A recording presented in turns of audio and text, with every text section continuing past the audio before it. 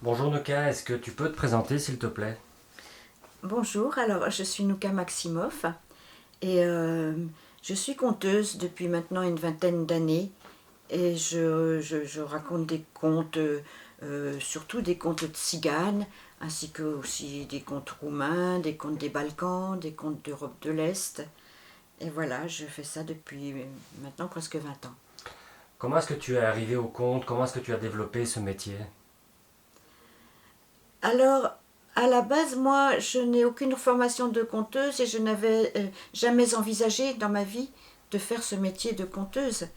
Euh, mais voilà, mon père, Matteo Maximoff, qui était un écrivain tzigane, et je vais dire peut-être l'écrivain, quand je dis tzigane, c'est parce qu'il était moitié rome, moitié manouche, donc je ne sais pas trop comment le qualifier.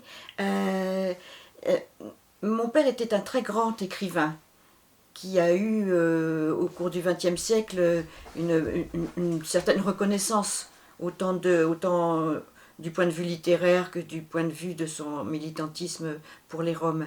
Mais Matteo, mon père, est décédé à la fin du siècle dernier, en 1999 ou 1999, comme disent les Belges et les Suisses, que je salue au passage. Merci. Euh, et quand il est décédé, il a laissé derrière lui un immense héritage culturel concernant les Roms, qui était constitué bien sûr de ses écrits, de ses romans, mais pas seulement, mais également de milliers de photographies qu'il avait prises tout au long de sa vie, de voyages à la rencontre de tous les Roms d'Europe et même plus loin du monde, et des diapositives par milliers, et aussi de nombreux films en Super 8 qu'il avait filmés un peu partout dès qu'il partait, surtout à l'étranger, il ramenait ses films, et puis des collections d'articles dans les journaux, des affiches, des programmes, enfin toutes sortes de choses, c'était un véritable musée. Et alors quand il est disparu, je me suis retrouvée à la tête de cet héritage dont je ne savais pas trop quoi faire. Donc j'ai commencé par exploiter les photographies, monter à l'aide de la FNASAT à Paris, la fédération des associations de tziganes, m'ont aidé pour monter une exposition itinérante des photos de mon père. Parce que c'est ce qui m'avait le plus frappé, c'était ces milliers de photos que je ne voulais pas laisser perdre. Je sentais bien que c'était un trésor que j'avais entre les mains. Donc cette exposition a été montée, puis elle a commencé à tourner un petit peu partout en France. Et les gens réclamaient quelqu'un qui puisse commenter cette exposition pour pouvoir raconter qu'est-ce que c'est que ces images, d'où elles viennent, qui sont ces gens. Et la FNASAT, qui s'occupait donc de l'exploitation de cette exposition, a proposé ma venue. Et moi, bien entendu, je suis allée et j'ai accompagné cette exposition. Et à chaque fois, cette exposition représentait, pour la plupart, les personnages étaient des gens de ma famille, de la famille de mon père, qui était installée en France depuis le début du siècle dernier. Et donc je les connaissais tous et j'avais des anecdotes à raconter, et moi-même sur ma vie lorsque j'étais enfant dans cette communauté rome. Et je racontais, tant et si bien que les gens ont réclamé par la suite des histoires, encore des histoires. Je ne vais pas raconter de long en large vraiment les circonstances, mais bon, ma carrière de conteuse a commencé dans la ville de Caen, où j'étais invitée pour un festival. Et là, l'organisateur, dois-je le nommer, Jean-Claude Lemenuel, il s'appelait, et avec qui je suis restée amie par la suite. Ça, c'était quoi, en 2003, je crois, m'a invité à ce festival. Et puis, voyant mon aisance à parler aux gens, m'a dit, écoute, si tu veux, l'année prochaine, on refait le festival et tu viens compter. Pendant une semaine, tu viens compter. Donc tu Moi, es passé un peu du statut de commentatrice avec des anecdotes à celui de conteuse. oui, exactement. Alors bien sûr, moi, le métier de conteuse, je ne connaissais pas. Donc pendant un an, je me suis un petit peu renseignée. Des formations de conteuse, je n'ai pas trouvé. Je suis allée voir l'ANPE, ils m'ont dit non, c'est un métier qui n'existe pas. Donc je suis allée écouter d'autres conteurs, voir comment ça se passait. Et puis surtout, j'ai commencé ma collecte de contes roms. Parce que je ne voulais pas raconter n'importe quoi sur n'importe qui. Moi, le but, c'était de parler des Roms. Donc, j'ai commencé ma collecte, surtout dans les recueils existants de contes Roms. Et là, pour choisir les contes, je me fiais à mon instinct. Étant donné que j'avais été élevée dans cette communauté Rom, j'écoutais la résonance avec mon propre passé, ma propre histoire. Et lorsque ça me disait vraiment quelque chose, c'est ah oui, ce conte-là, soit je l'ai déjà entendu, ou soit j'aurais pu l'entendre, puisque ça correspond vraiment à ce que racontaient les anciens. J'ai constitué un petit répertoire. Et là a commencé cette carrière de conteuse.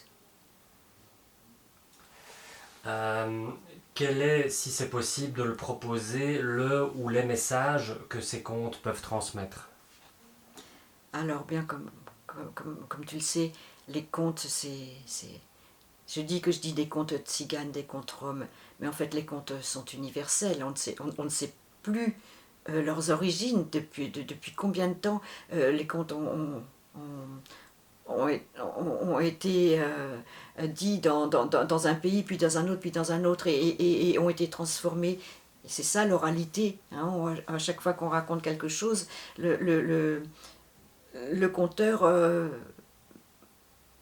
transmet, mais aussi apporte de lui-même et de son imaginaire ou de son expérience. Donc le message, c'est toujours un peu la même chose quand on écoute des contes. C'est-à-dire que on m'a souvent demandé, est-ce que c'est vrai les histoires que tu racontes? Et moi je réponds que ce sont des vraies histoires. Je veux dire par là que tout est dit dans les contes, et qu'il a toujours, même si ça semble un petit peu abracadabrantesque, c'est de l'imaginaire, c'est du mystérieux, il y a toujours une vérité qui est dite à travers le conte. Et quand je dis une vérité, on ne peut pas dire une vérité, mais des vérités, parce que celui qui reçoit le conte, il trouve sa propre vérité, et une autre personne, il trouvera une autre vérité. Donc le message peut être différent de l'un à l'autre, mais les messages universels sont toujours la beauté, la bonté, l'amour, le partage, et puis aussi la transmission. Écouter ce que les anciens disent. La transgression qui parfois amène à des chemins inattendus, et c'est encore une autre vérité qui peut émerger de là, mais il y a toujours des notions de partage, de solidarité, parce qu'un héros d'un conte n'y arrive jamais seul, il faut toujours qu'il fasse appel à des aides, à des amis ou à des inconnus, mais sur son chemin, il est aidé par d'autres personnes, et c'est ça, cette universalité qui est transmise aussi par les contes. Le conte est-il un moyen pour la rencontre et ouvrir un dialogue avec les gens, avec les gadgets?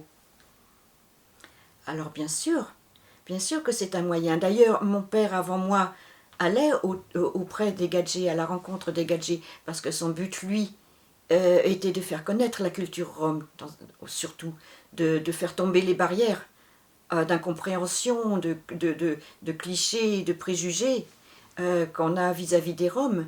Donc il allait au-devant, lui, des gadgets, pour quelque part leur montrer, voilà ce que nous sommes, à travers les histoires, à travers ces romans, bien entendu, parce que ces romans étaient des romans, donc des histoires inventées, mais toujours à partir de quelque chose de réel, de la culture de sa famille et de ses ancêtres.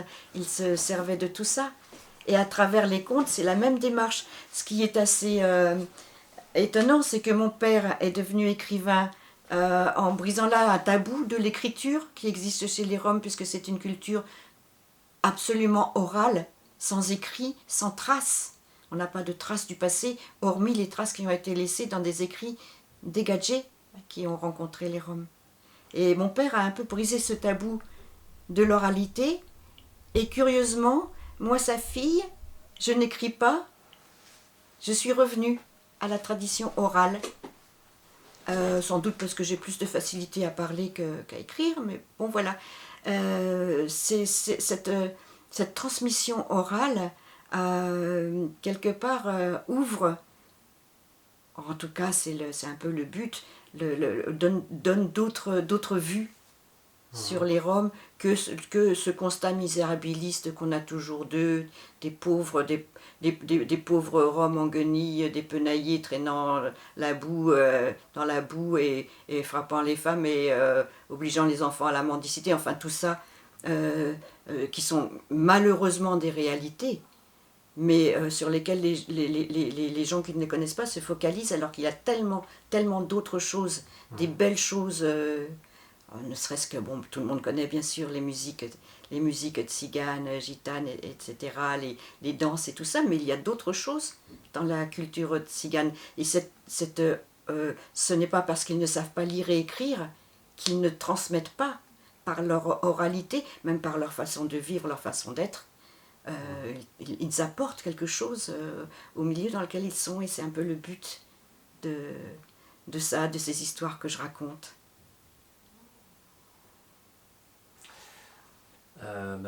Oui, en effet. Tu as, de par ton histoire et ton ancrage en France, une position entre deux, comme on dit. Comment est-ce que tu gères cette position dans ta vie, dans ton travail artistique? Oui, effectivement, moi je dis parfois de moi que je suis une sans-mêlée, un peu comme on disait pour les Indiens. C'est-à-dire qu'en moi, il y a cette émergence de la culture tzigane que j'ai reçue, peut-être par les gènes, mais aussi par mon éducation de mon enfance, que j'ai eue parmi les Roms.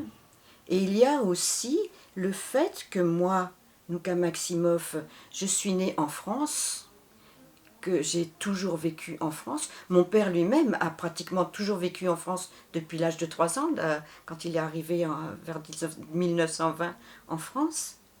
Et que, eh bien, comment dire, je vibre autant pour la chanson française, en écoutant du Brel ou du Piaf, et en chantant, parce que j'aime beaucoup chanter, je vibre autant que lorsque j'entends une mélopée rome, ou des chants flamenco enflammés. Voilà, donc je sais qu'en moi, il y a les deux. Bon, cela dit, moi j'ai vécu parmi les Roms jusqu'à l'adolescence, après quoi je me suis enfuie avec un gadjo, et avec lui j'ai fait ma vie de gadji. Trouver du travail, habiter dans une HLM à bas loyer, parce que bon, au départ nous n'avions rien, faire un enfant, l'éduquer, trouver du travail. J'ai travaillé dans les assurances, dans les bureaux, étant donné que par chance mes parents m'avaient envoyé à l'école. Ils m'ont envoyé à l'école, je ne dis pas comme Coluche jusqu'à ce qu'il ferme, mais jusqu'à l'âge légal d'aller à l'école, c'est-à-dire 16 ans, ce qui m'a permis de pouvoir avoir une vie, pouvoir m'intégrer à une vie normale de gadji. Quand je dis normale, je veux dire comme vous tous, quoi, sans être dans un campement ou une baraque. Quand j'étais enfant, je vivais dans une baraque comme on voit les Roms actuellement, sans eau, sans électricité, avec un robinet d'eau et de la boue dehors.